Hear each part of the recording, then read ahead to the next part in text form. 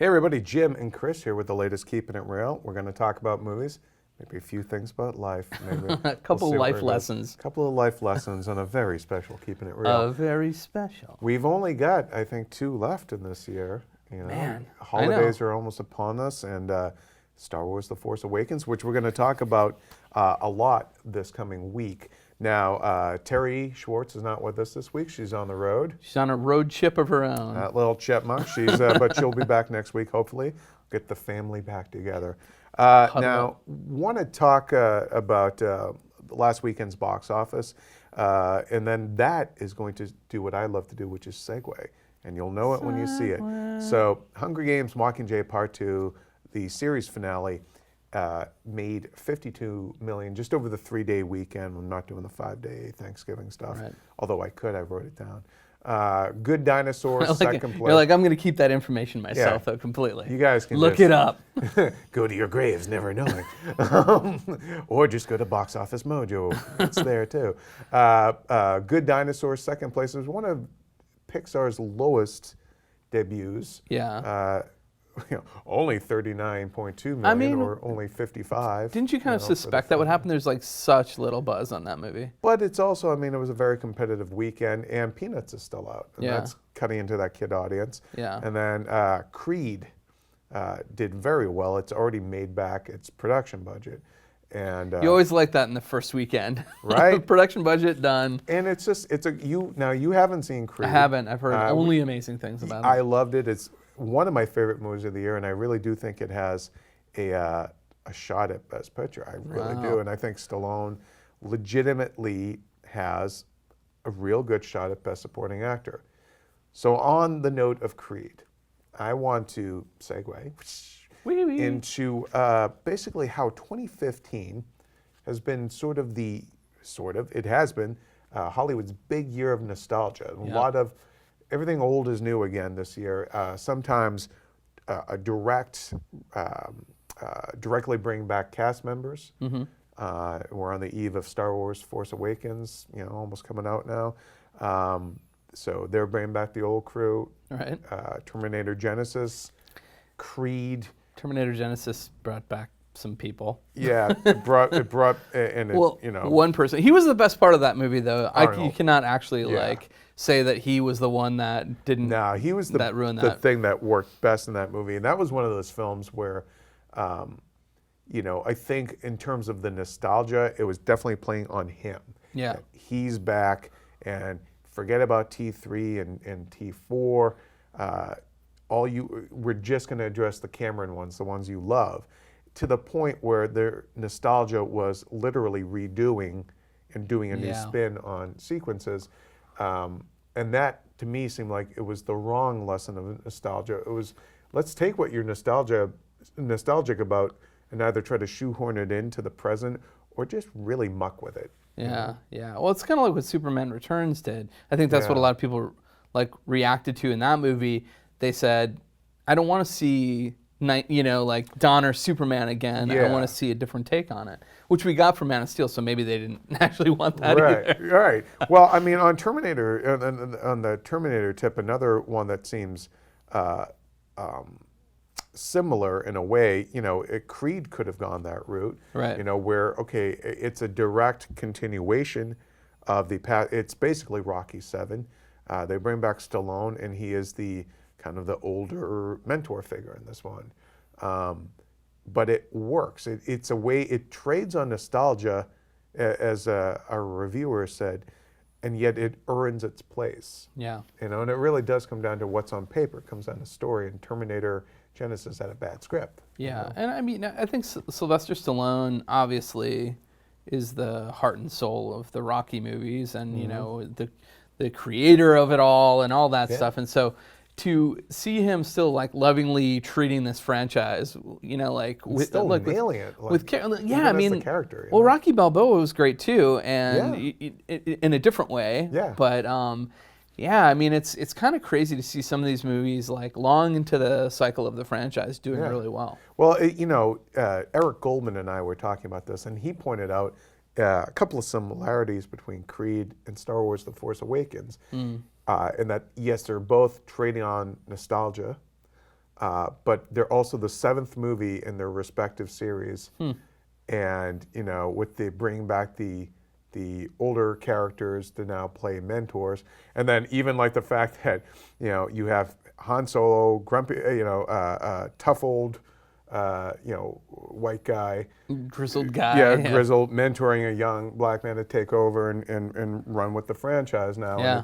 And it is an interesting sort of parallel there. Now, the one thing though I have to really commend both Creed and Force Awakens for is that their marketing has been spot on. Each one has traded just enough on nostalgia, while also giving you enough to know like what you're getting going in, and that this is a new day. Like the torch is being passed here. Yeah, it seems like nostalgia done right, and instead of like this cloying, like let's repeat the past, let's do direct repeats. I mean, although we have in the Rebel bases talked about this too. Are there maybe, until we see the film, we don't know. I mean, but there narratively seems to be some direct kind of callbacks to like the original series. So hopefully we can, the Force Awakens will actually do it right all the way down the line. It comes down to my, I have this sort of fantasy vision of what it was like when J.J. Abrams took over that project, or maybe even before he pitched it. Like of him and some writers just sitting in a room saying like, what worked so well about the original Star Wars, and just saying, okay, it was this trio of characters, it was this element of the story, it was family, Unlikely it was hero. drama, all this stuff, and then just kind of, chilling it out down to like those particular things, and then saying, this is how we build our movie to be successful for fans who have wanted this. It's funny about JJ though is that his track record on nostalgia for Star Trek was very iffy. Like I love the reboot, even though it was kind of Star Trek in name only, but I got it and it was fun. And the joy and the energy of that film, the charm of the cast, helped skate over all the narrative issues it had. The problem came, especially on nostalgia, came with Star Trek Into Darkness, with the whole Khan twist, which Damon Lindelof this week admitted was a big mistake, which JJ has also admitted, like to try and keep it secret. But it was trying to reenact, it was trying to force something to be nostalgic that hadn't earned it yet. It was trying to trade on nostalgia and yet exploit it at the same time with a new story, and it didn't work. I think, if you read the whole Lindelof interview, there's a lot of sort of him saying like, yeah, you know what, you're doing some things that you hope people like, and sometimes they hit and sometimes they miss, and he's basically saying people are fallible, and like that's the way it goes. Sometimes you don't get that perfect product. And I thought, I actually gained a lot of respect for him reading that whole interview, and the rest of it was about The Leftovers, which has been brilliant this year. And he talks a lot about the process for that. So he's a very smart cookie, and when things don't go well, he acknowledges, hey, they don't go well. Even with Twitter, he's like, you know what? I was happy to leave Twitter, and now I hear about the things I want to hear about, and I'm not putting that energy into that thing. Now,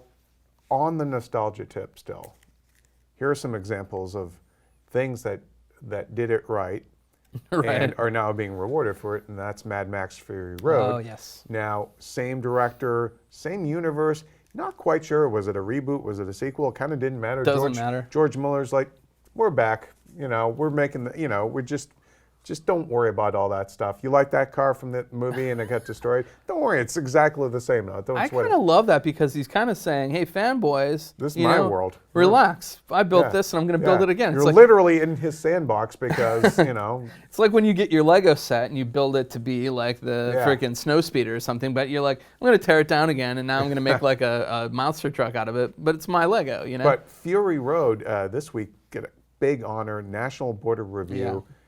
Honored it with the Best Film of the Year award, and those are some fairly hard-bitten folks.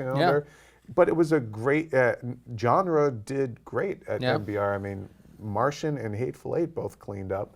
And Creed got some stuff. Creed got some stuff too, and so Mad Max Fury Road, an example of trading on that nostalgia, but it brought the story forward. It introduced new characters, obviously a new Max. So it was and it was Mad Max, I think, isn't on the radar of as many people as things like Star Wars, obviously, or Rocky, or Terminator. But for those of us who did know and care about it, it hit enough of the right beats. There's an interesting sort of discussion here about is it time that we start honoring movies that people are actually seeing? Is it time that we start, making this the Academy Awards discussion too, where instead of like having this awards cycle where you trot out all these like, not always, but sometimes pretentious movies or movies that are aimed just for glory. Yeah. Like, why not just let movies be movies all year long and let the good ones shine? And if it happens to make money, don't hold that against it. Yeah. Well, I think, as far as like Mad Max Fury Road goes and its award chances, I do think the MBR honor, like, it makes me wonder if those guys are going to get behind it. Not that Oscar has always kind of followed the suit of MBR. I mean, they have. And looking back at MBR, there's some weird choices in there too. Yeah. Like they chose Quills one year, which is a strange thing, Yeah. Also, but it's like by and large, there's some really great movies that they selected. But it puts Mad Max Fury Road back into the mainstream voter discussion. Sure. You're like, holy crap, if they felt okay voting for this, maybe I will too. So I think Fury Road could get a nomination for Best Picture. I think something like Creed is far more likely, and Star Wars might get one just because of what the hell, Wouldn't that be a thing? I mean, the original Star Wars was nominated for Best Picture. Oh God, I should know this off the top of my head. Annie I can't Hall? remember. Lost to Annie Hall? No, I know. I can't remember if Empire was nominated. I don't think it was. Oh, I don't think so. Yeah, but I mean, all those. Remember that. I remember that sort of solidified. I watched the Academy Awards since I can remember. Sort of solidified in my mind that even though something was a great movie, like sometimes they're just going to give it effects awards. Sometimes they're just going to give it these awards, and I was like, huh. Yeah. So Spectre was another one that traded on nostalgia. Everybody Spectre. Possibly the last time you'll ever hear it on Maybe this the program. only. No, probably not. No, Probably you not. just bring it back every now and then. Somebody will say the Spectre at some point, and then I'll have to say. So Spectre, another one that was trading on nostalgia, and the Daniel Craig Bond series in and of itself has been doing that kind of balancing, walking that fine line of bringing into something new, aping a little bit of the guys who followed Bond, like Bourne and 24, and so, but Spectre, they get back the original group of bad guys, and spoiler, but they bring back Blofeld. Right. So people are like, that's the bigness. It's bringing you in. There's direct callbacks to the Connery films and even Roger Moore stuff. Yet, movie didn't quite work for a lot of folks. And I'm a huge Bond fan. I liked it, didn't love it. It's not one I don't think I'm going to revisit too many times. Yeah. That's what I've been hearing from a lot of people, is not a repeat view. Like, that's almost like their review of it. It's like, I mean, I liked it, but not enough to watch it again. Yeah, it's not Skyfall, which I love, which I think did a better job of balancing nostalgia and everything. It actually had more to say, too. Yeah. But, like, Spectre, I think, is an example of a really high-profile franchise that showed that they knew how to do it right, that dropped the ball. And so, that was... Of all the big, hey, they're coming back this year, that one is probably the one that I feel most disappointed by, because it was supposed to set up this whole new future. It's like, it was his Hydra. It was Hydra before there was Hydra. And the fact that they kind of fumbled out of the gate like that, and we're trying so hard to kind of make winks to the past. Yeah, I don't think you need to do that. Like with Bond, I don't think you necessarily, the best Bonds in recent memory are Casino Royale and Skyfall, and they had the least amount of winks to the original, and I think that's what was refreshing about them. But also, this is a Bond for a different time, so it maybe felt stale to people in the way that Star Trek Into Darkness felt stale. Like, we've treaded this territory and better before, so why do this now? The other one that it strikes me is Vacation, which, I think Eric liked it, and we gave it a good review, but it's ending up on worst lists now. I really didn't care for it. I mean, I think it was, and that's one where clearly people who love that original movie were trying to treat it with respect, but it was, I think it's a victim of you can't really capture it. Sometimes those performers couldn't recapture it. Like Chevy Chase's Clark Griswold, when he finally shows up, just doesn't have it anymore. Yeah. It's off. You know? Not only that, but like I just don't think that movies are made the same way that they were in the 80s. So Yeah, like no, trying pacing to is different. Yeah, trying to recapture that glory and like what you love about that movie. You can never make Ghostbusters the way it was made back in the day now, because people would be like, boring. Yeah. Move along, what happened in this movie? Somebody flew, levitated above the bed, and then a big marshmallow man showed up on board, So I just think like some of those things are so of the era that you can't use nostalgia to trade on. Yeah, it's going to be Star Wars interesting is to not see. one of them, though. Yeah, Holy crap. Now, Peanuts also is, everything old is new again. What's amazing about that is that they actually did manage to maintain the spirit and even the look of the TV specials and the old movies and the comic strips. So that's one of nostalgia done right. Sometimes I'm like, there are things that exist that I can't believe they still exist, like the Macy's Thanksgiving Day Parade. That's been passed down forever, and it's like people still go to that. Kids still watch it on TV. So maybe it's okay. See that giant Spider-Man balloon. Yeah, I mean, maybe there's some stuff like that where like even though it is simple, I mean, I wouldn't call the Peanuts simple, but I'm saying like, even though there's a simple and kind of like innocent quality to it, like it is something that parents want to pass on to their kids. Yeah. It is a thing that they can enjoy together, and like it can move forward through generations. Now, the last one on our little nostalgia road trip here through 2015 is Jurassic World. Now, that one had a lot of direct kind of callbacks to the first movie, and then some like kind of nods in terms of just narrative elements to the first movie as well. Overall, how do you think that worked in terms of the nostalgic balance? It was just a really good balance, I thought. Like even I'm sure most people have seen this movie, but even sort of like moments when the T-Rex was in the movie, stuff like that. Yeah. Like just the little things that call back to the past are fine, and they weren't heavy-handed with. There were like throwaway lines like spare no expense and stuff like that were sprinkled throughout the script, but they were smart enough to say, we're not going to linger on this. We're going to find the Jeep, and then they're going to use it to escape. But that's not what this movie is about. It's about and I think they did a really good job of establishing the monster. They did a really good job of establishing the relationship, and the kids were not annoying. So, well, some people would disagree with you on that. No, but, I thought they were really good. Like the one teenager kid was like exactly how I feel teenagers are. Well, that's why I didn't like it. It's like you're like a real teenager. But overall, I think 2015. Hit more than it missed in terms of the nostalgia. Yeah. I don't want to see Hollywood go back to the well too often. Yeah, no. With this, I think this year is a particular exception because it was a kind of an influx of brand awareness, things that you can just properties that you could trade on, and older actors still being able and willing to come back and reprise their iconic roles, whether it be Rocky or Han Solo or the Terminator.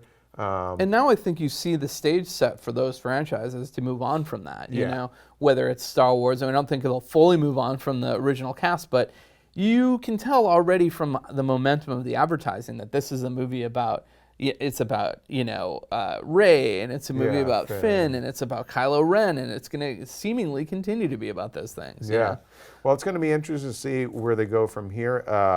Let us know your thoughts about all the nostalgia in this year's movies, Creed, Terminator, all that jazz. Let's move on to two pretty big trailers that dropped this week. There's like about the biggest trailers that could have dropped, and they both dropped. Yeah, so Batman v Superman, Dawn of Justice, and Captain America, Civil War. Civil War happened first, and then BVS, and friggin' Jimmy Kimmel got them both. I mean, he's like the new iTunes, man. It's like, hey, big thing dropping. So, all right. So, let's start with Batman, Superman, since that's the more recent one here. What did you think of that trailer? So, it's a complex feeling, I think, because I have, there are like positives and negatives to the whole thing. I liked the scope of it. I liked that they introduced a little humor into it because I felt the last trailer was really dour. It seemed like they knew they had to do that. Like Yeah. they're like, we can't drop another trailer like that or the world's gonna cry. Yeah. Like so it seemed like they knew that they had to lighten it up a little bit. I thought the Doomsday reveal was cool. Are you convinced it's 100% Doomsday? Yeah, I am. Yeah, Okay, but I'm also. I heard some stuff like some little rumblings, like maybe it's not Doomsday. It could be like Doomsday in name only, but I think it. I like the trailer. I like the first two better. I wasn't. The humor at the end didn't really bother me. It's more sort of I didn't like the effect of Doomsday. For folks who are folks who feel like it maybe revealed too much, I just felt like we knew something had to happen and bring all these heroes together and Wonder Woman, so they had to reveal that at some point. I don't think it's that big of a deal. I mean, it's I hope and expect that there are still more surprises there, but I thought that they had to basically give more of a narrative for folks, and because I got the feeling this trailer was almost like a focus group reaction trailer of like, why are Batman and Superman fighting? I don't understand. They're supposed to be friends, right. And like so they're on the Super Friends with the Wonder Twins, and like that it's that it's it looks so dark and like who's the villain and all that jazz, and what is Wonder Woman doing in here? So. I felt like they had to actually give more of some more explanation, more. This definitely felt like the exposition trailer. And of course, we're going to get TV spots with, we'll get the tongue-in-cheek TV spots, and then we'll get the grim TV spot. Yeah, like they're gonna do that. I was saying this before, but I don't know that there was a way that you could not reveal Doomsday ahead of release. Like you just are going to have to because it's. Like Act 3. Yeah, it's just not going to be a secret, right? So, I think that part was fine for me, but yeah, I mean, I don't know how I feel about Lex Luthor yet either. Yeah, I gotta say, I thought Jesse would, and I don't want to get into that trap that fans get into when they fanfic the movie in their head that they want it. When you don't get that, and you pout. It's like, no, I'm like. He made certain choices. And again, we're only seeing a sliver of his performance, but it seems like a much broader performance than I was expecting. And I know that he doesn't want to just repeat what he did as Zuckerberg, but it seemed a little 90s to me. Yeah. That kind of tone of a 90s superhero movie villain. We'll see, though. I mean, he has to be kind of larger than life, and Lex is always a little bit showy, right? So, I think... You're gonna get that, but I'm curious if they're gonna reveal his bald head before the end, or if we're gonna understand something. We already knew. I mean, maybe it's when he goes to prison, he shaves his head. Yeah, could be. I mean, I like that. That to me was a big question mark in this, and I mean, I guess I don't really care. I don't care to know how Wonder Woman gets into the mix. Like they can show her a bunch of times, and then we figure out in the movie how she actually were you plays into the plot. surprised that neither of them? Like they were both like, I thought she was with you. I thought she was with you. Yeah, I mean, there were kind of rumors about the different relationships early on, and yeah, I mean, I guess it was a little surprising, but at the same time, we don't know the context of that scene, Yeah. Or what if they both dated her? That would be amazing. Yeah, right. Is she with you? Yeah, maybe that's what it's about. Yeah. What did you think of the Batman voice? Now that we know it is, it's okay. Kind of digitally modified. I mean, it sounds to me like a cleaned up version of the Christian Bale voice a little bit. Like it's more articulated, which I think we need with Batman. I think that voice makes a lot of sense when he's in the armor. It makes a lot less sense when he's just in the regular suit. Well, especially too where he has that kind of under his breath moment where it looks like he's swearing. Right. And he suddenly sounds normal. Yeah, he's definitely gonna swear. They cut that. Well, he said son of a bitch too at one point. Yeah. What did you think of maybe, do you think Superman and Batman actually know each other's secret identities? Because at first he's like, who's that? It was a weird thing. So either that moment is Clark Kent being Clark Kent / Superman being really stupid and not knowing the news when he's a journalist. I think it would be so dumb to not know who. Not that would ever happen on real TV with real reporters. Oh, that's true. That's happened, and it happens all the time. I mean, what if his cover is like, I'm the vapid reporter. I'm just, like, Well, that's what I was thinking. Like You know? maybe they both know what each other's. There's that scene exactly. I think Daniel Krupa did the Rewind Theater for us in the UK, and there's that scene where he looks him up and down. And he said, we're sick of like clowns who dress up or freaks who dress up like clowns. yeah. And there's Maybe that's his shtick. Because otherwise, he seemed like the George Reeves Superman, where he's just like looks the same, sounds the same as Superman. All he does is put on glasses. I really love the sort of conceit that we're dropping into Batman post Robin dying at the hands of Joker. Like that's what it seems like, at least. Like there's the writing on the suit. Yeah, and all I mean, I like that Batman has lived a life. I mean, look, at this point, people are getting bent out of shape over literally every decision they've made. I don't understand why people have a problem with Batman having existed before Superman, and yet they had no problem with Ant-Man existing before Iron Man. Right. Well, I actually really like I like that there's history there. I like how tied he is to Gotham too in the trailer. Like I really dug that. You know what? Ben's another Boston guy, and that's like kind of like if Boston had a superhero. That's what you would be like. You would constantly reference your hometown. Same with Chicago. So I feel like Gotham has always felt like Chicago to me, and like Although that. apparently now it's Oakland. Oh yeah. Yeah, well, Snyder said because Metropolis and Gotham in this movie are neighbors. He said Gotham is Oakland to Metropolis is San Francisco.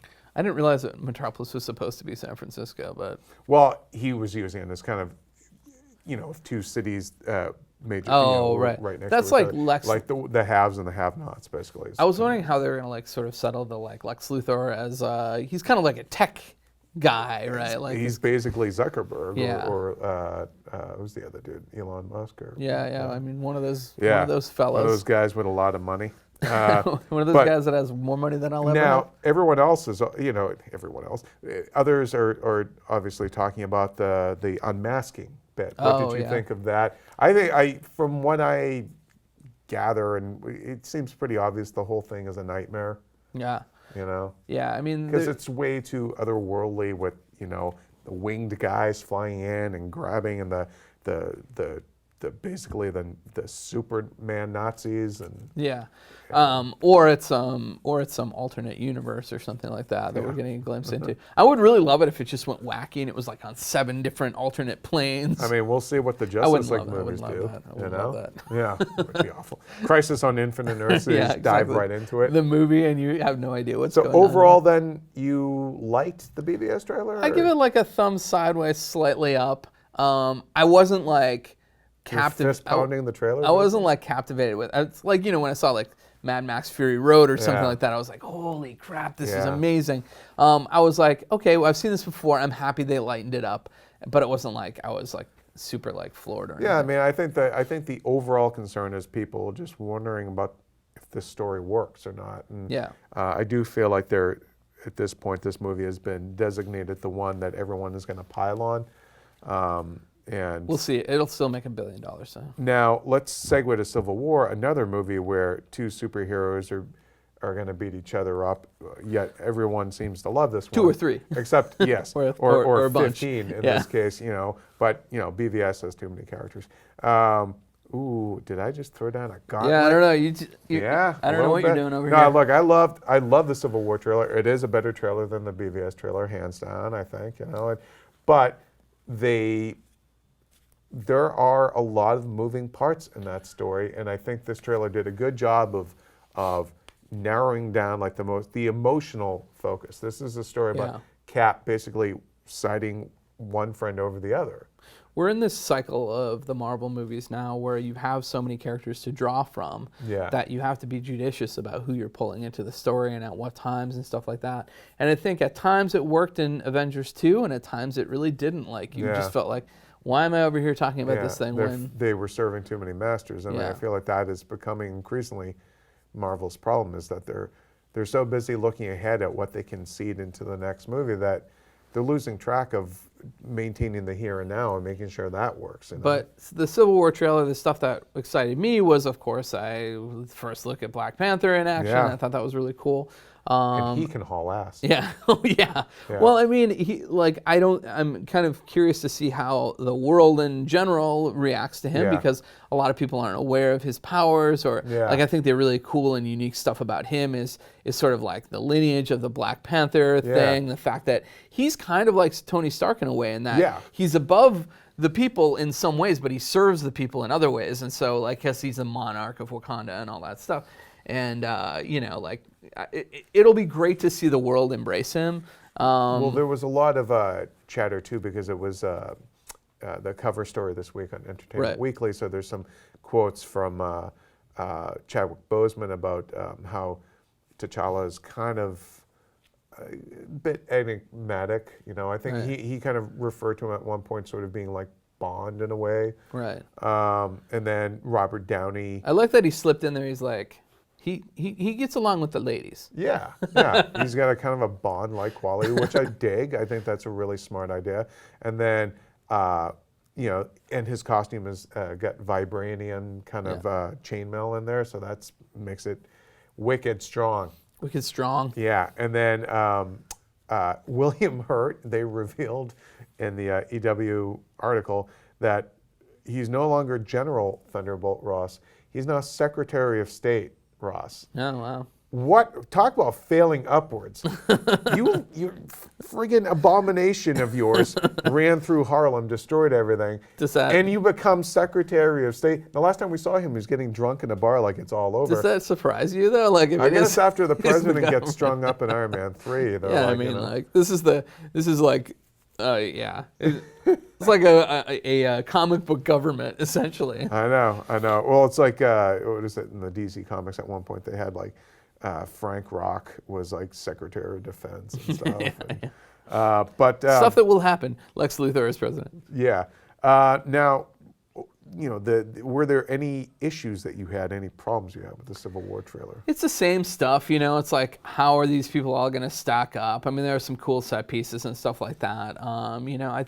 I think Joshua, our comics editor, was bringing up the fact that, like... Who did not really like the trailer. Yeah, he was bringing up the fact that the Sokovia Accords are not really, like, discussed that much in the trailer, and that, like, you don't get a sense of necessarily what they're doing. I personally think that's maybe to avoid comparisons to some of the X-Men stuff. Yeah, and also to, like, the minute you start talking about, government legislation, I think people's eyes are going to glaze over in a trailer, Yeah, I mean, you take a page out of, like, Iron Man 1, where you see Congress for about 30 seconds. You know? That's how much Congress you want in a movie. Well, George Lucas. There's a lot of interesting parallels between Civil War and BVS. You've got the Holly Hunter character doing the Senate hearings into Superman. You've got Secretary of State and the Sokovia Accords going on because of what happened in a previous Marvel movie. And ultimately you have heroes who are going to fight, but are going to work it out because there's a larger villain at stake. I mean, I do feel like they have the same sort of issues in a way. You get a lot of secondary characters. We haven't seen Baron Zemo yet, who's probably going to be the big bad, sort of the way Lex Luthor is in BVS.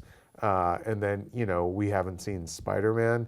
I mean, to me, Spider-Man he's the fly in the ointment. He's a question mark here, He's a question mark because who knows if that's going to work? Right. We're getting all up in arms over like Wonder Woman being in BVS and Aquaman and Flash might show up, and yet they're bringing in Spider-Man, and if that character, that take doesn't grab you, you're committed now to this. Yeah, for sure. I think people are they're getting by on trust. Fans trust them now. Yeah. And DC is it's an unproven quality. Well, the trust is earned too. It's not like Marvel's made 13 movies now. And we just have Man of Steel to go on the new DC extended universe. And I would say more often than not, those 13 movies have been great. Not even good, but great. Yeah, I mean, but they've also had a couple of, ones that didn't work. I mean, they had Iron Man 2 and Thor 2. Thor 2 I thought I really hated that one. Oh, I didn't hate Thor 2 at all. Like I mean, all right, let me dial it back. I didn't really hate that one. I just think it's utterly forgettable and pedestrian, and it didn't, they don't always nail it. The biggest takeaway, I think, is that Marvel does a great job with heroes and doesn't do a super great job with villains. Like DC on the flip side has done a pretty good job with villains and not always the best job with heroes of late. So we'll see. I mean, I think it really is gonna. Maybe this is the flip, because I feel like Superman and Batman both look like more compelling characters than either Luthor or Doomsday. Doomsday really does look like Abomination. I think the UK guys were pointing that out. Doomsday's not even a character to me. Like he's one of those '90s things like Carnage and Venom that I just like. I know people love those characters, but to me they were just like. They were names in a design that somebody sketched out. Now, I guess we'll have to stamp a character in there somewhere. It's like, what about the 90s was all about raw id? Yeah, it really was. This is just violence incarnate. We'll call him Carnage. And But, okay, overall, then we both agree Civil War was the better trailer. Yeah, I think so. But, honestly, I'm actually excited for both movies. I want to see both of them. And there's still I don't want to say unsolved mysteries. Of course there are, but I mean, I still have question marks about both of them. Yeah, I mean, look, Civil War. I think we have the directors of Winter Soldier back, a movie that was pretty universally liked. Yeah, great.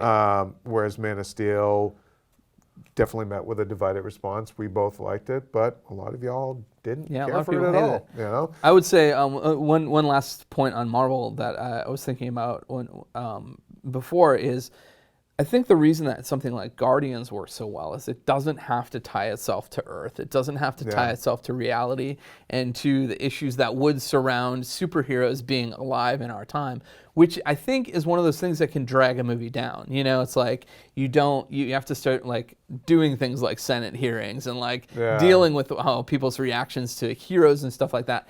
And the joy of Guardians was like, hey, we're just playing in this world that we've created, and we don't even have to deal with Earth. Kind of like Star Wars. Speaking of which, we have some Star Wars stuff to talk about, Chris Carle. Star Wars. Let's start with a report this week, I believe, from Hollywood Reporter, that they've already looked at 2,500 actors for the role of young Han Solo in the prequel that Lord and Miller are doing. I picture that scene from Valkyrie where all the women are typing in the room and then one of them stands up. Like, is that what you're doing? You're looking through all the audition tapes and all of a sudden you're like, I've got him. It's like the imitation game. They're trying to get the machine to just click, right? We broke the code. 2,500. How do you even do that? And of course, they probably haven't even found the person yet. But some of the actors, the more recognizable names that have been up for that are up for this role: Dave Franco, who you know from Neighbors and for being the other Franco, James Franco. Yeah, I don't know if I like that. Yeah, he's not right to me. Aaron Taylor Johnson, Definitely aka Quicksilver. Nope, he's not right for it. Definitely not right for it. Miles Teller, who's also up for it. I don't think he would. I don't think he'll make it because of Fantastic Four. Just period. I think somebody peed in those Cheerios. And now two guys that totally aren't right for it: Chandler Riggs, Carl from Walking Dead. Yeah, I know he's going to be young Han Solo, but can he at least? Well, I don't even think he's in that age range yet. So I don't. That Han seems Solo like should at least have his driver's license or something. Well, that just seems like a little bit too early for the casting. Yeah. I mean, we've never. Is he cabin boy Han Solo now instead of the only thing about Chandler Riggs is we haven't seen him in anything besides Walking Dead. So you don't like he's that character to you. Yeah. You know, like I haven't seen him get to be charming on. Like Chandler Riggs, do you have charm? No, I mean seriously, Walking Dead is a hard world, and it's like he behaves in that way. So you don't. I mean, there's a lot of little things in the mix with Han Solo. Another actor up for it is a guy from Mr. Robot, Rami Malek. Just look wise, I don't see that happening. You got to look like Han Solo. I'm sorry, you got to look like Harrison Ford, I should say. He's so great in Mr. Robot, but I just don't see him as Han Solo. I don't know. Honestly, I don't know who you get I think you have to get an unknown. I think you find some stage actor, some young TV actor. I know people like, what about that Australian guy who does that killer Han Solo, Harrison Ford impersonation, and who played young Harrison Ford in Age of Adeline? Just because you look like him doesn't mean you can actually give the full performance. Yeah. I would rather actually just see, you got to get a younger Chris Pratt or something. Yeah. You know? I mean, Chris Pratt, man. I mean, I know I want to cast him in everything, but like he does have that blend of like charm and sarcasm and he's got all like those things. you know that era of guys like Kurt Russell and Ford and Bruce Willis who had that sort of thing, and you need to find a guy who has that, but unfortunately he has to be like 24 years old. Yeah. And good luck, because part of the reason why Han Solo was so cool was he was a grown man. Well, and he had lived a life. He had you had a sense of history when that guy showed up. Like, this guy had been around the block, you know. And the other thing is like he was a product of that time. Like now you're casting That's feathered hair. Now you're casting somebody who maybe doesn't even understand what a guy like Han Solo is all about. You know, like I not to like slag off a whole generation. No, but I do feel like this is where you end up with Australian, English, Irish, Scottish actors. Sorry, young American men, but you're not what you used to be. I mean, even our generation. But it's like, there's a certain. We don't have a lot of. We don't have a lot of John Waynes lurking out there right now. No, and I think you need to. I mean, Chris Hemsworth isn't right for it, but you got to get somebody who has that kind of natural swagger. Yeah, a lot of like, I mean, I think when I think about Han Solo, it's like he's a very masculine guy. He's a bit of a smart ass, Not like the brightest bulb. Yeah, he's not the smartest guy in the room. He gets it done. He's like, a scoundrel, and he's a roguish scoundrel, but he's lovable too. It's like, so none of the guys that we just read off, like, none of them are right. I mean, I would love to be proven wrong by anybody, like there's nothing I like better than seeing somebody like do a performance where I'm like, I was wrong about that, totally wrong about that. Heath Ledger, same way, like when that was first cast, I was like, I don't know about that. I always thought, I knew Ledger was a good actor and stuff. I think for me, it was just more of a sort of, I don't want to go down that well too deeply, but it was more of a just sort of, how do you make a real world Joker, and I loved how they ended up doing it. So more Star Wars stuff. We are going to see Kylo Ren unmasked in the movie, and we kind of already knew that from the trailer, but he does not have scars, so I guess he does look like what Adam Driver looked like in that Vanity Fair photo. And then there was a shot of him with Vader's helmet that, to me, just it reminded me of Hamlet. Like when he's talking to the skull, and a Twitter follower pointed out to me, he's like, well, if he is, like related to them, like Hamlet, he's probably going to try and kill his uncle, So I was like, okay, that's interesting. And then evidently, I feel like more and more too, like the original theory that we had of his helmet, like maybe being crafted from Vader's helmet, might stand, because you've seen a lot more of that helmet without the hood on now. Yeah. So if you look at the back of it, it looks like it could potentially be that. And apparently, Adam Driver, and this was in the either Entertainment Weekly or Rolling Stone's cover story, he did a method approach to this, and he left the helmet on in between takes. Yeah, not all the takes, but people said he was really intense to be around, and I don't know. Well, it was kind of funny because I wonder who was more intense, Leto's Joker or Driver's Kylo Ren. Yeah, right. Like Boyega's like, well, that's not my style, but he's well, like, it's also, I'm curious, like Oscar Isaac, who's a real actor's actor kind of guy. He'd worked with Adam Driver on Inside Llewyn Davis, and it was a much kind of Adam playing a much kind of looser, nice fella. Right. They had the whole goofy, amazing song. Such a good song.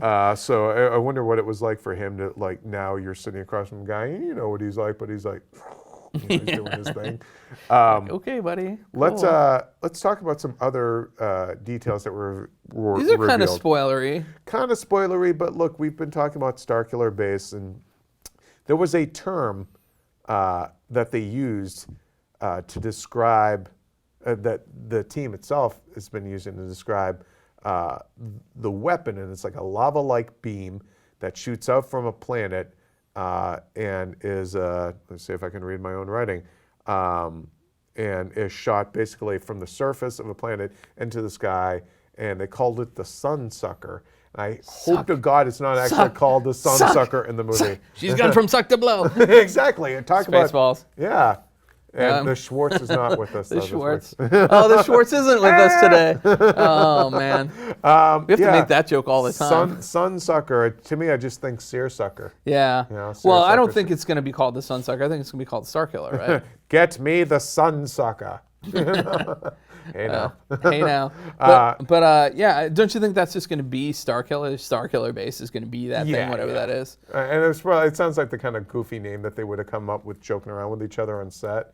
Like, hey man, let's go fire up the Sun Sucker. You know, there's that scene where everything's blowing up inside a base. It must be that base, right? Yeah, and then you see that big red glow, and that's going to be it. That looks like it's going to go suck some sun. Yeah. By the way, it's going to run 100. Force Awakens is going to run 136 minutes. You know what else ran 136 minutes? Tootsie? Phantom Menace. Oh. I thought It still Tootsie, won't be as long as Tootsie Attack of the for Clones. sure. Nope, not Tootsie.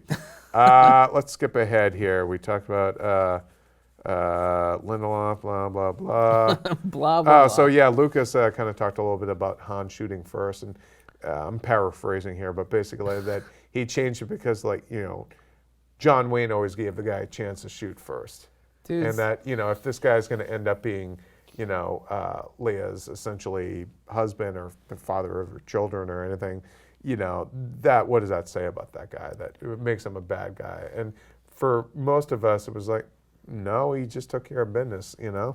You know, honestly, the dialogue in that scene, the sort of menace of Greedo in that scene, just makes him seem like savvy. Just makes him seem like he's protecting himself, and he wouldn't be getting out of this situation otherwise. Yeah, I mean, giving the guy the chance to shoot first at point blank range. John Wayne, when he would show down with somebody, you know, it was a pretty safe distance, and we're talking about guns that, you know, were, you know, probably blew up in your hand most of the time. We're not in a Victorian duel here, you know? Yeah. Like, I'm a waiting for dude has Han a laser Solo pointed to like, you under the table. Yeah, He's going to kill you. To slap somebody with a glove next. And one, like, final news bit, Ralph McQuarrie, talking about Star Wars, Christopher McQuarrie is set to direct Mission Impossible. Mission Impossible. It's going to have Connery in it. Oh my God. He would have been great in Mission Impossible back in the day. He's retired, but you know they always brought in a new IMF head. Sean Connery. He would have been awesome at that. Oh well. But he's going to do MI6. So. And you know, more power to him, because I think he's done a great job. So. Yeah. Well, we'll see. Oh, that's another one. I would say nostalgia-wise, but it's already proven itself as a film series now. You know that series is 20 years old. I know. It makes me feel quite old. Crazy. All right. Well, that'll do it for this week's show. Give us a shout out on Twitter at Chris Carle, at Jim Vejvoda. Send us your thoughts about what you would like us to talk about next week. So for all things movies, you keep it here on IGN.